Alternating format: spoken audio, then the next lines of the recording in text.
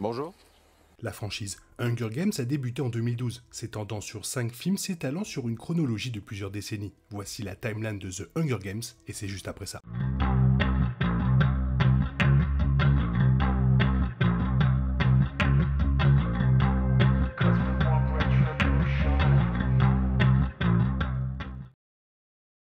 Basé sur les livres The Hunger Games de Suzanne Collins, les films explorent le monde futuriste et dystopique de Panem, qui voit des enfants se battre à mort chaque année lors des Hunger Games. Tout au long de chaque film, de nouvelles couches de l'histoire et des habitants de Panem sont découverts. Les 4 premiers films se déroulent dans un ordre normal, tandis que la dernière version jette un regard sur les premières années des jeux.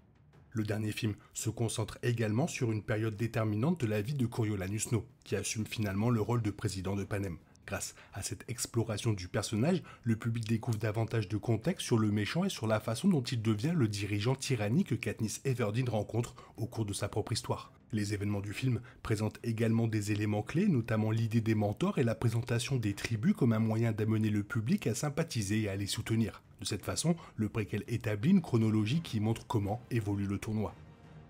Se déroulant dans un futur lointain, Panem se forme dans la région autrefois connue sous le nom d'Amérique du Nord après qu'un désastre apocalyptique ait provoqué un conflit dans le monde. La nation de Panem est dirigée par la riche population du Capitole et ses dirigeants sont chargés de maintenir l'ordre dans le reste de Panem.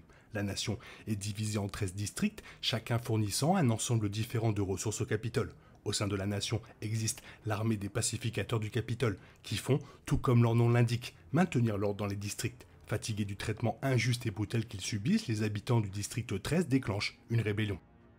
La guerre qui résulte de la rébellion du district 13 dure 3 ans. Le district utilise ses armes et sa technologie pour lutter contre le Capitole. Les rebelles sont alors capables de maintenir un combat égal dans la guerre et de tuer plusieurs militaires, dont Crassus Snow. Cependant, lors d'une tentative d'invasion du Capitole, les forces de frappe aérienne provoquent de nombreuses pertes en vie humaine du côté des rebelles. Constatant ces pertes en vie humaine et considérant ce qui pourrait arriver si la guerre continue, le district 13 se prépare de lui-même et signe un accord de cessez-le-feu avec le Capitole. Cet accord permet de séparer le district des 12 restants, existant sous terre et semblant décimés en surface. Le district 13 est ensuite utilisé comme exemple de ce qui se passerait si un autre district déclencherait une rébellion.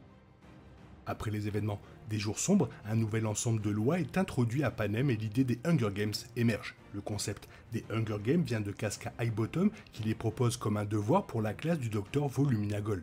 L'idée est la suivante, en souvenir de la rébellion, 2 membres de chaque district rendront hommage lors des jeux annuels. Un seul en sortira vainqueur, la mort des autres rappelant la guerre et ses conséquences. Bien qu'il s'agisse de la version la plus récente de la franchise, The Hunger Games, la balade du serpent et de l'oiseau chanteur se déroule avant les autres films. Cela se déroule lors de la 10e édition annuelle des Hunger Games, qui ne sont pas un show comme les jeux ultérieurs. Les 10e Hunger Games sont les premiers à introduire la notion de mentor et de tribu. Les mentors sont les étudiants les plus performants de l'Académie du Capitole, dont Coriolanus Snow. Il est chargé d'encadrer un tribut du district 12, Lucy Greybeard, et il note sa capacité à captiver les gens avec son chant et son charme. Snow lui suggère d'utiliser cela pour gagner des dons, ce qui deviendra un incontournable dans les jeux ultérieurs. Contrairement à l'arène vue dans les films précédents, l'arène dans laquelle Lucy Gray et les autres tribus se battent est confinée à un seul endroit. En surveillant les tribus, les mentors peuvent utiliser les dons des spectateurs pour leur envoyer de la nourriture et de l'eau via des drones. Le film met un point d'honneur à montrer à quel point cette technologie est maladroite, car les Hunger Games, à ce stade de la chronologie de la franchise, n'ont pas les progrès montrés dans les films originaux. Snow propose de nombreux éléments qui composent les jeux ultérieurs, travaillant finalement aux côtés du Dr Gold sur le tournoi annuel. Suite à la victoire de Lucy Gray, les Hunger Games voient de nombreuses fonctionnalités ajoutées. L'un de ces ajouts est la première édition des Jeux de l'Expiation, des jeux spéciaux qui ont eu lieu tous les 25 ans. Chaque jeu de l'expiation est accompagné d'un twist planifié qui en fait plus d'un show qu'un tournoi Hunger Games classique. Les jeux annuels subissent également de nombreux changements, avec les progrès technologiques et l'amélioration du nombre de téléspectateurs. À un moment donné, les mentors deviennent également d'anciens gagnants des Hunger Games, plutôt que les étudiants du Capitole. Les Hunger Games de Katniss se déroulent en 74 ATT lors de la 74e édition annuelle des Hunger Games.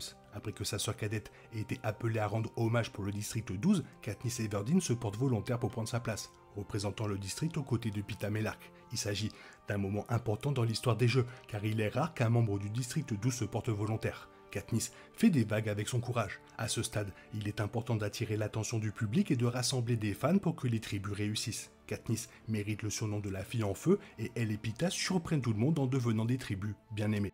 Alors que Katniss et Peeta sont dans l'arène, une nouvelle règle apparaît pour faire monter les enjeux pour le public. Deux tribus peuvent gagner ensemble à condition qu'ils proviennent du même district. Katniss et Peeta forment une alliance et ce sont finalement les derniers qui subsistent. Alors qu'ils pensent avoir gagné, Seneca Crane annonce que la règle est inversée, s'attendant à ce qu'ils s'entretuent. Au lieu de cela, les deux acceptent de manger des baies vénéneuses, un acte de défi qui laissera les Hunger Games sans vainqueur. Avant qu'ils puissent aller jusqu'au bout, Crane annule la décision et les déclare tous deux vainqueurs, un choix qui revient hanter le Capitole plus tard.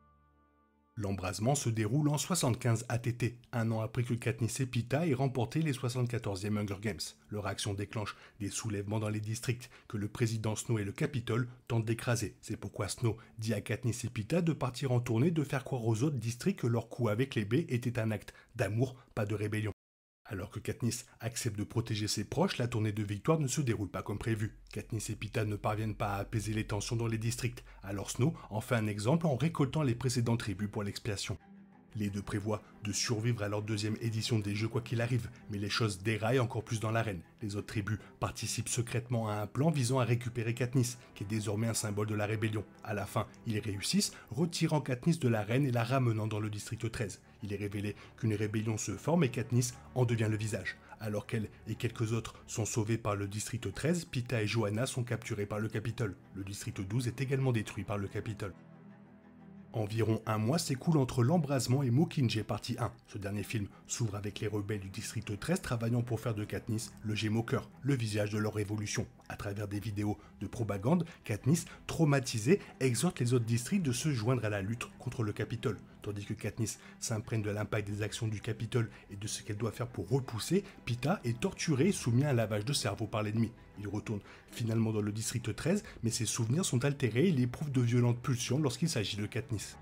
Malgré les revers, les événements de Mockingjay partie 1 conduisent les rebelles à renverser avec succès le Capitole dans la partie 2. Malheureusement, la sœur de Katniss est tuée lorsque des bombes explosent au Capitole, où Prim agit en tant que médecin. Katniss apprend que c'est l'œuvre de la présidente Coin et elle finit par tuer Coin plutôt que Snow. Snow meurt toujours aux mains de ceux qui l'a opprimé, mais les actions de Katniss la retirent de la rébellion et font que la commandante Pelor, du district 8, devient présidente. Après les événements de Mockingjay, Katniss retourne dans un district 12 détruit et pleure Prim. Elle essaie finalement de surmonter tout ce qui s'est passé. Finalement, Peeta retourne également dans le district et lui et Katniss commencent une vie ensemble. Au Capitole, le rôle de président est désormais assuré par la commandante Pelor. La mère de Katniss est formatrice pour l'unité médicale du Capitole et Gale est promu capitaine dans le district 2, bien que lui et Katniss ne parlent pas après ce qui s'est passé avec Prim. Un épilogue montre la vie que Katniss et Peeta se font, dans laquelle ils finissent par poursuivre une relation amoureuse et avoir 2 enfants ensemble. Tout en regardant Peeta jouer avec l'un de leurs enfants, Katniss réconforte leur bébé, qui se met à pleurer à cause d'un cauchemar. Katniss révèle qu'elle aussi fait encore des cauchemars à propos de tout ce qui s'est passé, mais pour lutter contre cela, elle énumère tout le bien qu'elle a vécu. Même si cela peut être fatigant, elle pense que c'est un meilleur jeu que celui des Hunger Games. J'adore énormément faire ce genre de vidéos avec la timeline et tout, ça m'éclate. Bon, par contre, personne ne la regarde, c'est pas grave, moi j'aime bien faire les vidéos de ce style. Toi, qu'est-ce que tu en penses? Fais-moi part de ton avis dans la zone commentaire. Sinon, il est temps pour toi de reprendre le cours de ta vie. On se retrouve bientôt pour une nouvelle vidéo. Bisous, bisous, bye bye.